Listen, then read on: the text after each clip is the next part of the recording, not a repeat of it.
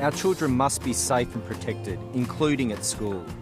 In 2013, the Victorian Parliament held an inquiry into the handling of child abuse by religious and other non-government organisations, resulting in the Betrayal of Trust report. The report found that more could be done to strengthen existing approaches to child safety. That's why the Victorian Government is making a number of important changes to keep our children safe. These changes include new child safe standards for organisations that work with children, including schools. Victorian schools already work hard to ensure student safety and well-being, but we can and must do more to have effective arrangements in place for managing and reducing the risk of child abuse. As set out in a ministerial order, Victorian government-funded and regulated organisations have had to meet the child safe standards since the 1st of January of this year. But I recognise schools need additional time to prepare, so they have until the 1st of August to make these important changes. All schools already have processes in place that focus on child safety. The child safe standards strengthen these existing processes and include some important features to make sure we're thinking broadly when preventing and responding to child abuse. So that children are protected from child abuse in all its forms, the standards identify a wide variety of conduct that constitutes child abuse. To reflect the importance of leadership in protecting children, school governing bodies are accountable for meeting the child safe standards.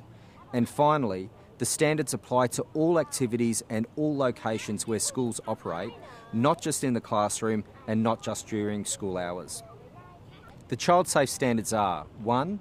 Strategies to embed an organisational culture of child safety. 2. A child safety policy or statement of commitment to child safety. 3. A child safety code of conduct.